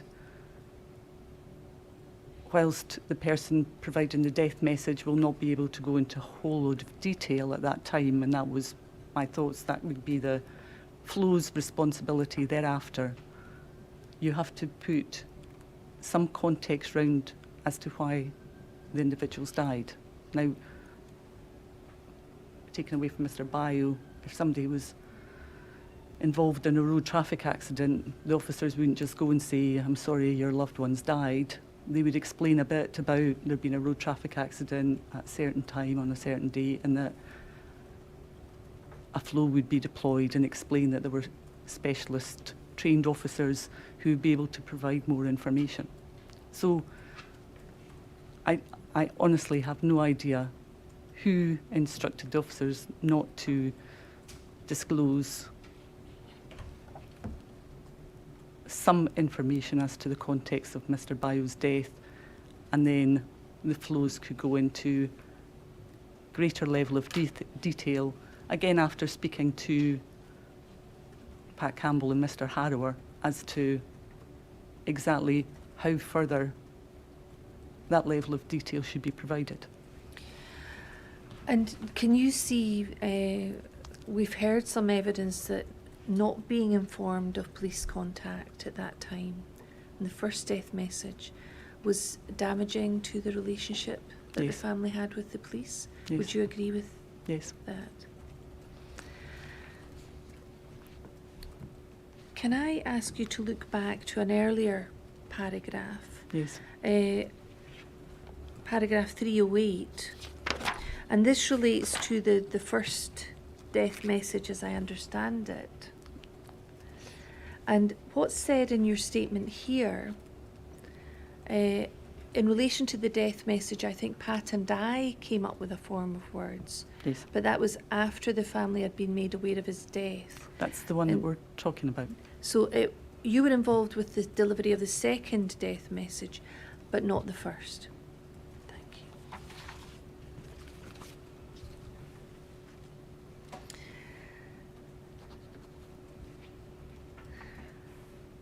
I think at the beginning of this, prior to the break, I said I was going to start asking you about the role that you had that day, and I asked you some questions about that. Mm-hmm. And I said I was going to move on to some specific elements. I'd like to return to that, if I may. In relation to the officers, they were brought back to the canteen at Kirkcaldy Police Office. We've heard evidence about this. Yes. And you have explained to us that you had a role in supporting the investigation, and Pat Campbell in particular. I'm interested in what involvement, if any, you had in the decision not to separate the officers and to bring them back to the canteen. So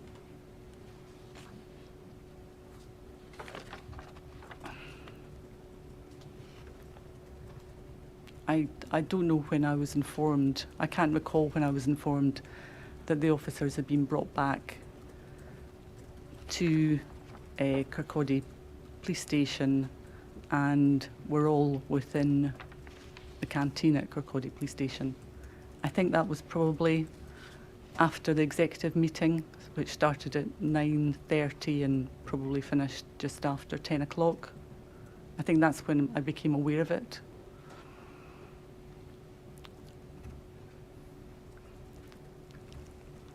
And to be honest, I can't recall specifically being told about it, but I must have been.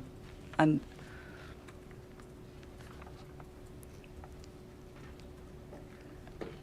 sort of to go back, when I first read the joining instructions for that PIM course, and you know about how firearms officers must not be separated, and how they can confer, and in some circumstances they may even have a debrief, you know, but they can confer when they're writing their initial statements or whatever. I was pretty horrified, because I suppose being an investigator, you want everything to be completely sterile and there's no opportunity of taint and whatever. However, But I was aware that the signed off ACPO and ACPOS policy in relation to firearms officers were do not separate. And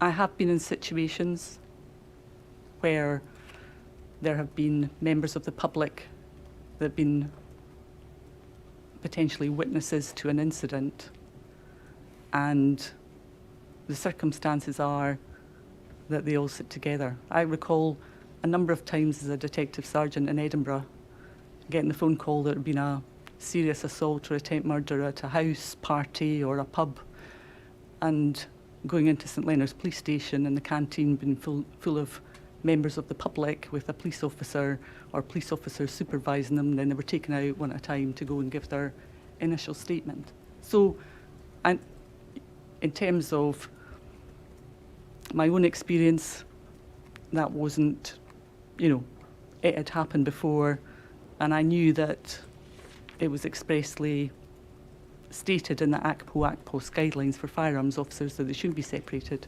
So, whilst you're always hoping that there's as little as possible ability to confer for a whole range of reasons, it wasn't anything. I think I was given that. I can't specifically recall it. I think Pat Campbell must have proactively told me about the situation without me asking.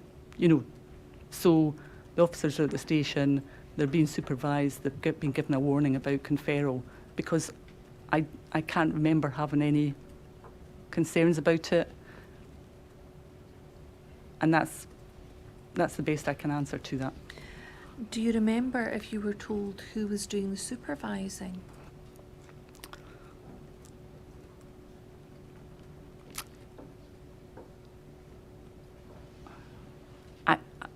To be honest, I think the PA...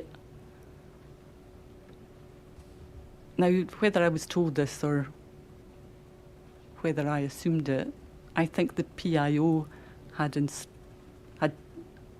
instructed that they were to go back to Kirkcaldy. So the PIO would have been, the duty inspector would have been supervising the officers. Your expectation would be that the inspector, we know who, this was Inspector K was the PIO that day, that Inspector K would be doing the supervising. Yes, and by that, during the morning executive meeting, I was aware that the PIM process was going to be implemented, so I knew that there would be further supervision in terms of welfare, etc., coming online. From a PIM manager? Yes. Which we know was Conrad Trickett. Yes. Would it surprise you to know that Inspector K wasn't present supervising the officers in the canteen? If it wasn't Inspector K, then somebody should have been. And we've heard evidence from Pat Campbell in relation to the decision not to separate. And I think he listed 3 factors. Can I ask you your views on this? So his evidence was, so it was a serious consideration round about the necessity to separate them. This is the officers. Was it safe to do so? What was the condition of the officers? Was it practical based on the accommodation with Kirkcaldy office? And was it necessary? So it's safe, practical and necessary. Yes. Do you have any views on those 3 factors? I think if the decision had been taken to separate, then logistically that would have been extremely difficult. Why do you say that? So I know that there's been some concern about officers being together in the same room. The difficulty would be how to remove those officers, and especially if we're saying that it would be inappropriate for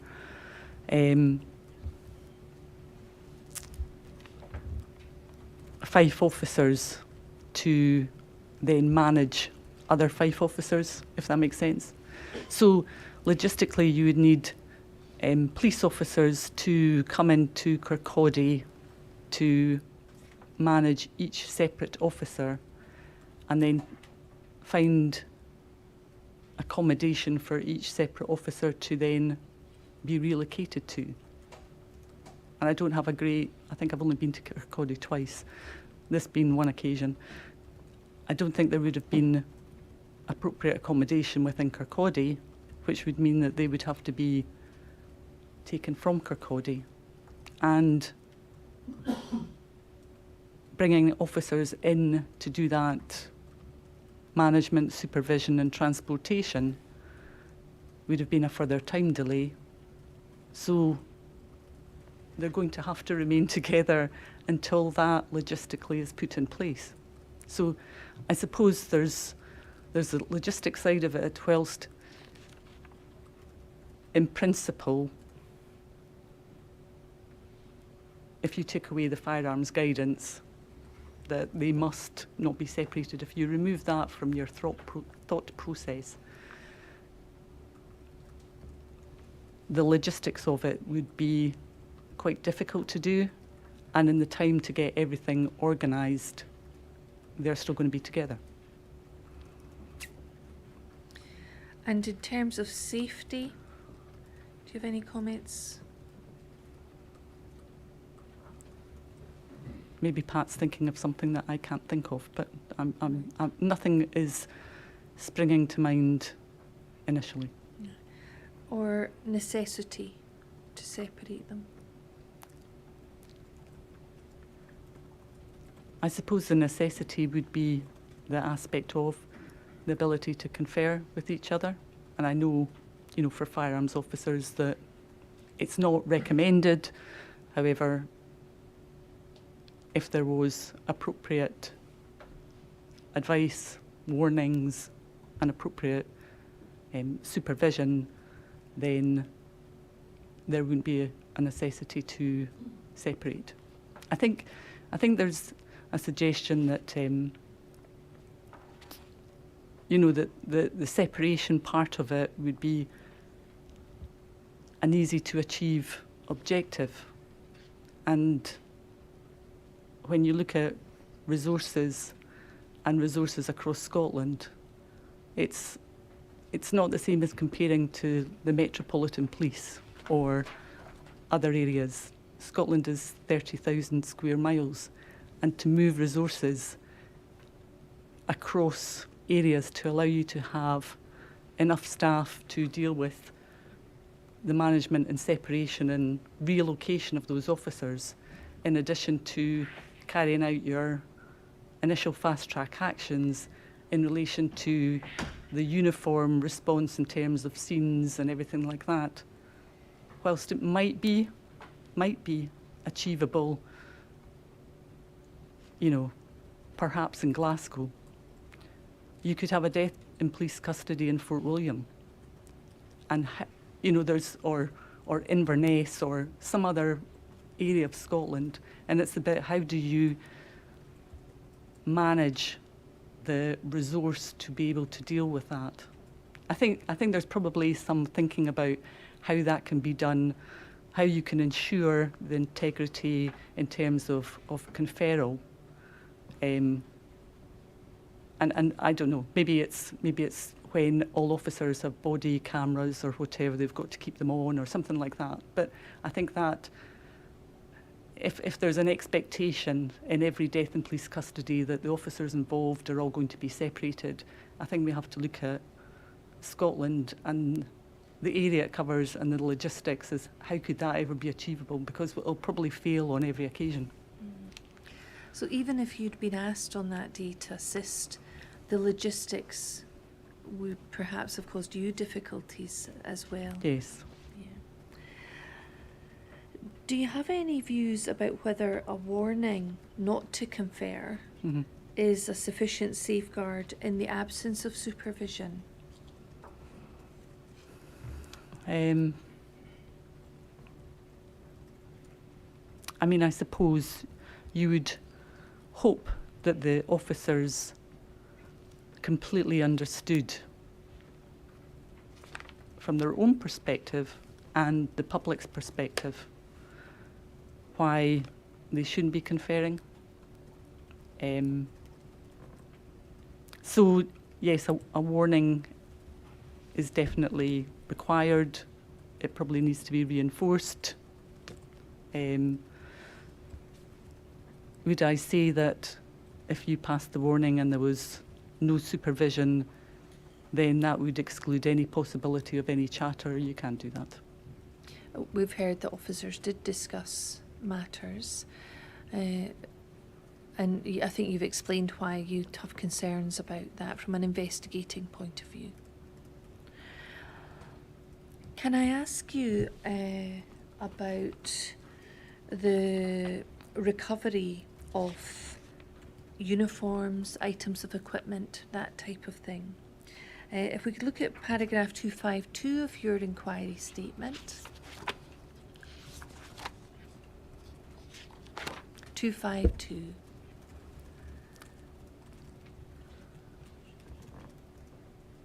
Thank you. And you say, I wasn't involved in forensic recovery of the response officer's uniform and equipment. So you weren't personally involved in that task. I knew they were to be forensically recovered, but who was actually dealing with it, I don't know. I don't know when it was recovered. It was on the list of one of the priority actions. I don't know about any delay. So you didn't have any discussions with Pat Campbell about that?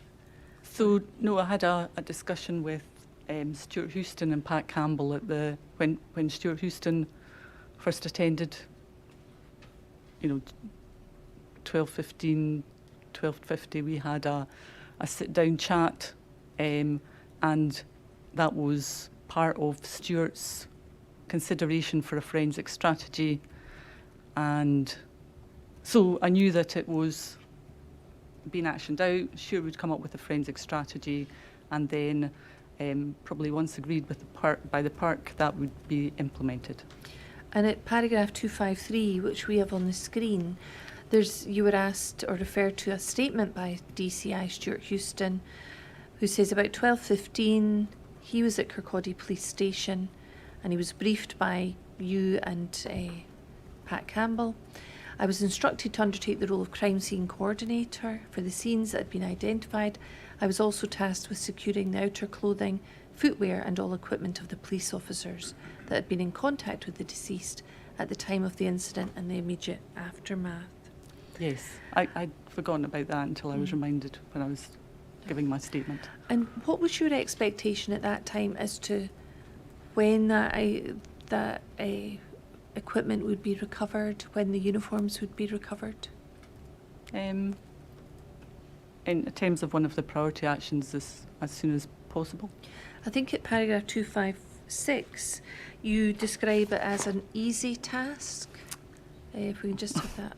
Yes, for me, that would be quite an easy task to undertake. It would absolutely be a priority.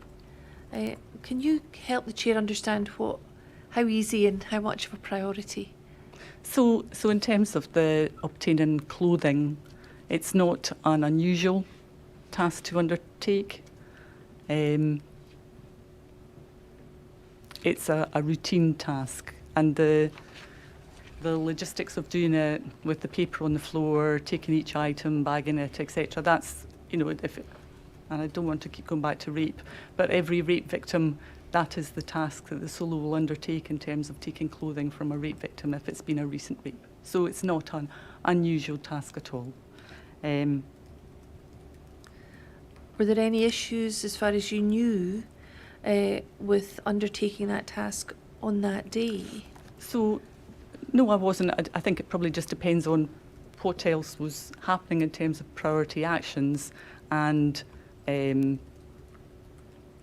resource to do that. And I know there was a number of officers that had to go through that process. So, it would take some time. I'm sort of saying easy. Well, I mean, it's not a complicated task to do. I'm not saying it's easy that, you can run away and do it immediately, but as soon as possible, once you've got your forensic strategy as how you're going to go about doing it signed off, then it can be undertaken. And when you say as soon as possible, can you help the chair understand how long that would take to organise your strategy and make arrangements to recover items of equipment or uniform? Well, to be honest, it depends what else is happening at the time. So it's probably unrealistic to say, I expect that it would be completed in 2 hours or something like that. Something else might have happened, or there might have been difficulty maybe getting a suitable resource or something like that, but within a few hours. We've heard evidence that items of equipment were left in the canteen, lying on the floor, lying against a wall, on an open table. Were you aware that had happened in the canteen? No. Does that cause you any concerns, hearing that evidence? They're secure. I suppose that's one thing. I would have thought perhaps if the PIM was acting as a firearms PIM would, then he may have considered securing that, not forensically recovering the what do you call it, the stab-proof vests, etc. But he may have considered maybe removing them to a better location if they were lying about. What would a better location be? Well, maybe if there was an office next door that there was nobody in, and they could have been transferred to that room, so that the general traffic by somebody getting up and making a cup of tea or whatever, or spilling a cup of tea, or, that sort of thing would be prevented. And I think that's what is recommended in terms of the firearms incident. The PIM would recover items. Maybe not, as in he wouldn't go down the lines of taking people's clothing from them, but in terms of general items that were used, the PIM for a firearms incident would take possession of firearms, would take possession of CS or whatever. So I suppose in the ideal world, that might have been some of his considerations. And if items of clothing such as protective vests had been left lying around, would that be included in the sort of things that could have been considered by the PIM, Right. Just in terms of making, they were secure. I suppose the issue is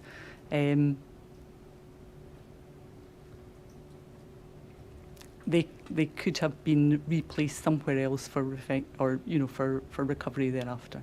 Thank you. And then I think in paragraph 256 you also mention the possibility there was a shortage of female staff, and if that had occurred, a female officer could be with the female response officer while undressing, and the item of clothing could be handed to the male corroborating officer, who is separated by a screen or a door.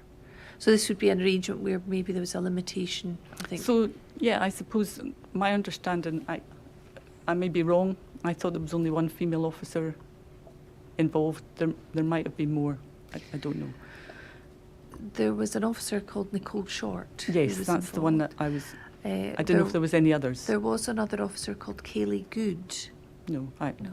So I suppose a bit is if you're having difficulty identifying a female officer to corroborate that taking of outer clothing, then you prioritise the male officers, and hopefully by the time that you've worked through all them, you've got a female officer to hand out.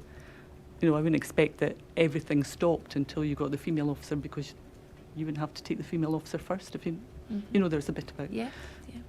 But if it was so difficult that you couldn't get another female officer to corroborate that, then there could have been some consideration of what else you could do to get around that difficulty. And I did mention in my statement maybe a use of screen. Kirkcaldy's a custody station. There must be a doctor's room in the custody facility. Maybe I'm being presumptuous. but I would expect there might be a doctor's screen in the doctor's room. All right. And I think you also say if you're referring to an outer jacket or a stab-proof vest, there are no issues of dignity and those items could be seized by a male officer. Yes. So they wouldn't involve the female officer removing items of her. Down to underwear, no. Thank